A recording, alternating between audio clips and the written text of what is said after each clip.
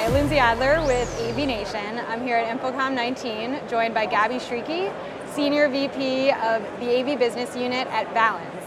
Thanks for joining me, Gabi. How are you? Thank you, Lindsay. Very good, thank you. Great. So tell us a little bit more about your background and what you do at Valens. So I'm heading the audio video business unit at Valens.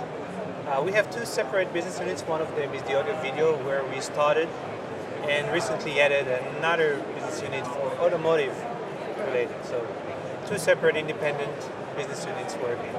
We've been serving this market for a long time, starting 2007. And in fact, I think we are amongst the, there are not too many companies who build products just for the Pro AV market. Mm-hmm. Most of them will build products that can serve other markets, and by accident or not by accident are served also on the Pro AV, but we are building products just for the Pro AV. Mm-hmm. And our next generation product, the Stelo family VS3000, is a great example of that. Yeah, right. So that's the big news for you here at the show. You just introduced a brand new chipset, the VS3000, the Stelo family. So I think there's a unique, the name comes from a new place, right. So tell us about that. Stelo in Latin is actually a star, and it is a star of the show. It is going to be a star product. And the reason for that is that this is really the only uncompressed 4K extension option you have today. So if 4K extension, and I'm talking about 4K 60 444, the full HDMI 2.0 formats. If extension of HDMI 2.0 in an uncompressed manner is important for your business, for your application, then this is the only way to go. Mm-hmm. There are solutions that can do 4K, but for either a very short range or have to reduce the resolution to 4K 30. So this device is unique in that respect, 4K 60 444, the full 18 gig of the HDMI 2.0 in an uncompressed manner for 100 meter long over category cables.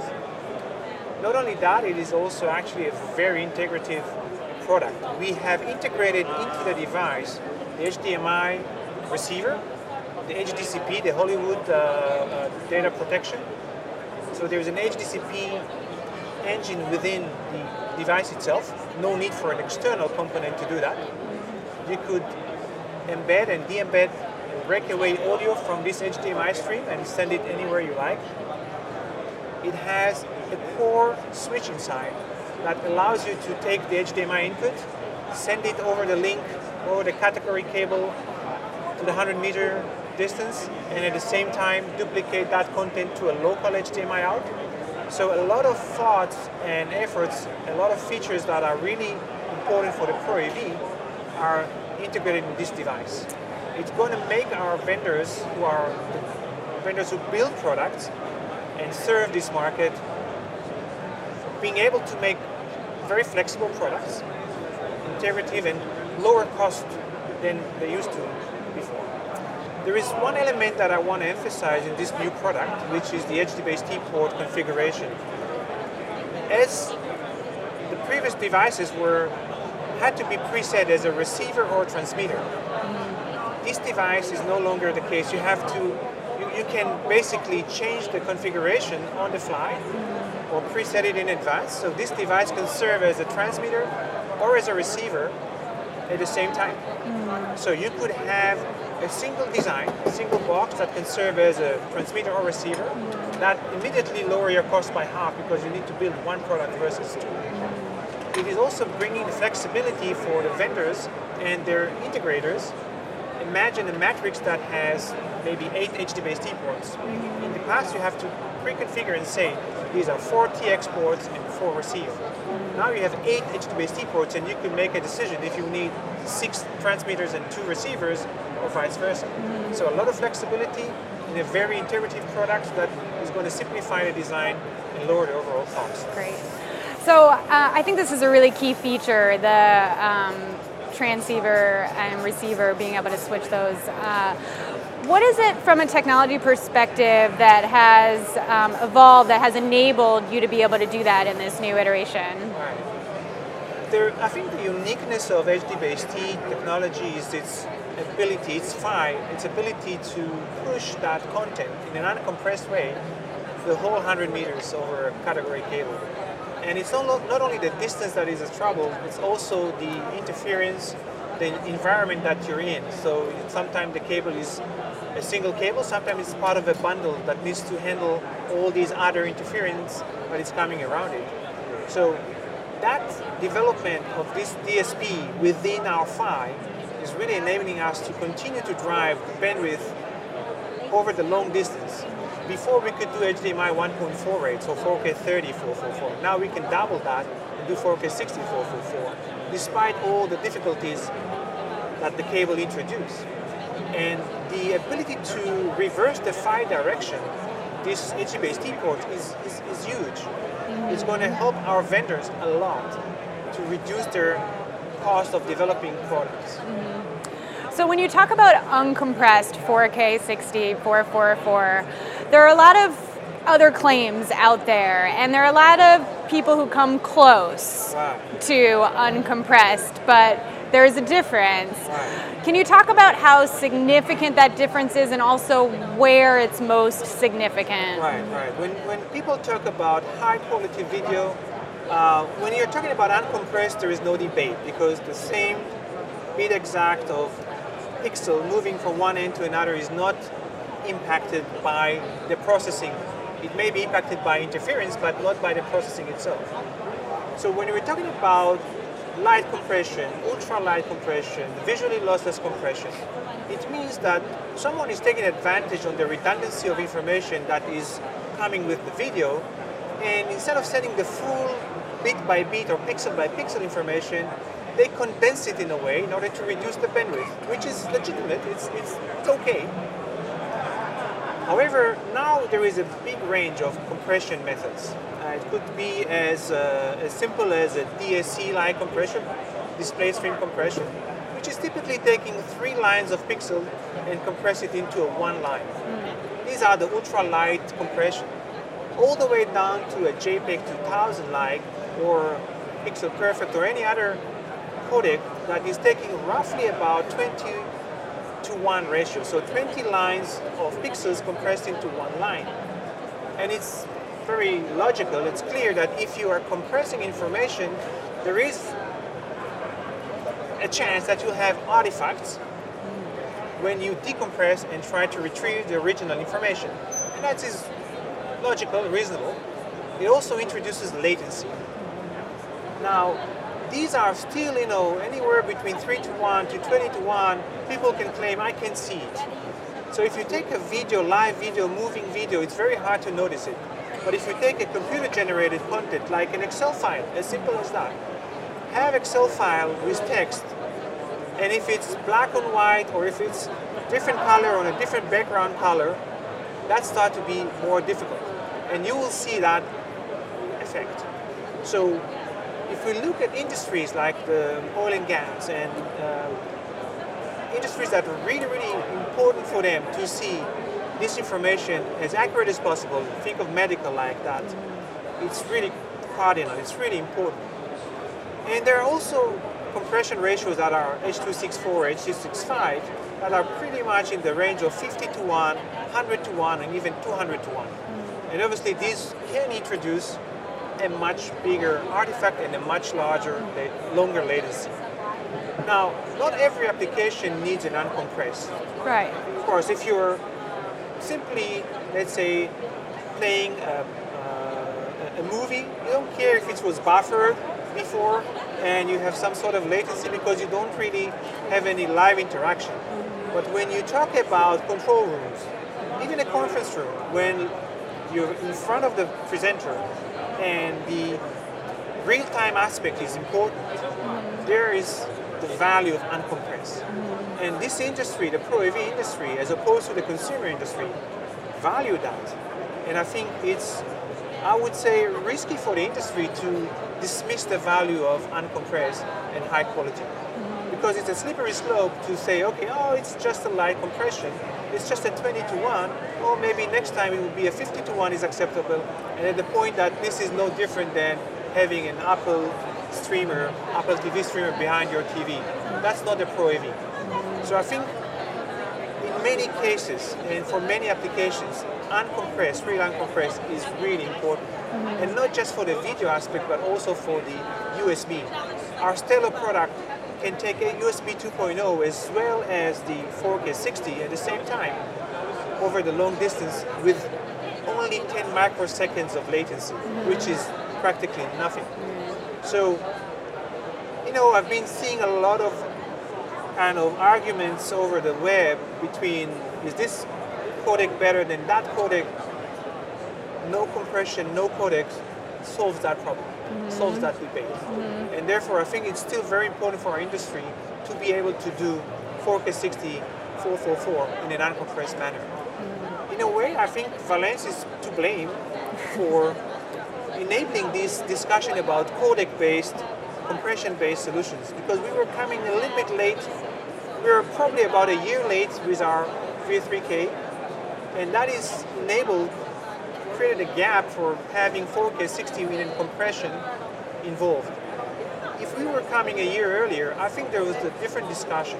But I hope it's not too late, and people can leverage this product and be able to go back to the origin of Pro AV market and take advantage of this ability to really 4K in an uncompressed manner, along with a lot of other interfaces at the same time. Can you talk about how the value of uncompressed is going to grow, right? Because right now the applications are definitely there, but they're kind of niche, right? There are still a lot of applications that don't necessarily require uncompressed. So I wouldn't say it's a niche, but because if I look at a conference room, by the way, and again, not because of the video necessarily, but because of the USB latency that is very critical for the user to feel no lagging of the USB, uncompressed is very important and still not in a niche.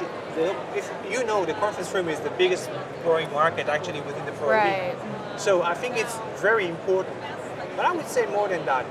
When you talk about compression, and again, depends on the compression method, you start to talk about, okay, I need DDR or memory, external memory to be able to store that information. And typically, that information is about one frame. So you need external memory now. And that external memory is not only expensive, but also consumes more power. So if you look at products that are done today with a JPEG 2000 or similar codec, these are bulky boxes with a very high power dissipation that requires active cooling. With this product, 4K 60 uncompressed, the Stellar product, you require no active cooling.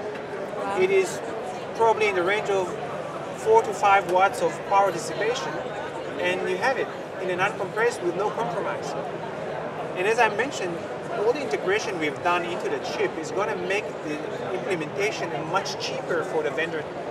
The equipment vendor will be able to create different products with more flexibility at a lower cost. Yeah, so talk about more of the advantages or the feedback or the demands that you're feeling from your customers, the Alliance members. One of the biggest things that this product, the Stellar product, is bringing is avoiding the need or removing the need for external HDMI product to have in front of the HDBaseT extension. Before, we had to have an HDMI receiver with HDCP capabilities to terminate the content before it was extended by the HDBaseT product. And when we wanted to do 4K 60 444 with HDBaseT, we had to use an HDMI product that also did DSC compression. And those two devices in front of the HDBaseT product are now gone. We don't need them anymore. It's all integrated within the product. Before, if someone wanted to do an HDMI in and at the same time HDMI out, he had to put a HDMI splitter in before the chip. And now we do it internally. So we save 3 different products, 3 different external components in the bill of material, and that's huge for the vendor, not only from a cost perspective, but also from the reader set of the PCB and the power dissipation. And as I mentioned earlier, the fact that the HDBaseT port can now be configured as a transmitter or receiver, that even brings a much bigger saving because I can do one box, I can do one design, and that could be acting as both receiver and transmitter. So this is really cool thing for the vendors, and at the end of the day, this will serve their end customer, the installers, the integrators, So I think it's really good news for the market. Yeah, for the industry. absolutely. So what's next? Okay, great question. I think what's next, there are a couple of things that are really coming handy with HD-based-T, and I think will serve the market well. So obviously the stay low and the uncompressed 4K, that's great. But we need to think what's going to happen with HDMI 2.1. This is something we need to address, and this is something we will address with Valens solutions to help the market start accepting HDMI 2.1, because the demand for HDMI 2.1 will come. And it's not only the high 8K resolution content. It's actually going to be even, cases where you have a 4K 120 hertz instead of 4K 60. So even that is already beyond HDMI 2.0. So don't think 8K resolution only. Think 4K 60 with 444, 10 bits or 12 bits of HDR. Or think 4K 120 and 444. All these things require higher bandwidth. So we need to deal with that. And that's one of our activities to solve in the next few years. And the second thing is the AV over IP. I think this is the most, I would say, hot topic in the market for the last 3 InfoComms. Oh, yeah. We hear a lot of AV over IP. Reality is that AV over IP, if you count it by numbers, is not that high. Definitely if you compare it to HD-based-T ports, but it is a need. And I believe that there is no single technology that can solve all the industry problems. HD-based-T by itself cannot, HDMI by itself definitely cannot, and even AV over IP by itself cannot.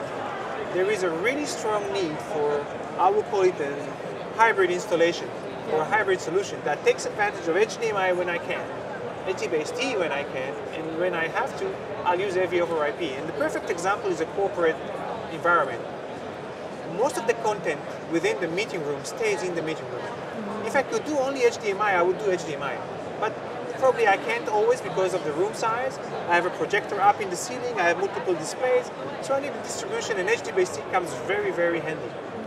And the ability to have HDMI extended over HD-based-T is really higher performance and cost effective, because in the HD-based-T chip, we have already the HDMI interface, and we have the PHY, which is internal to the chip itself. If you compare that to an AV over IP solution, you need a chip that takes the HDMI and another chip that is doing the PHY itself, which is the Ethernet PHY.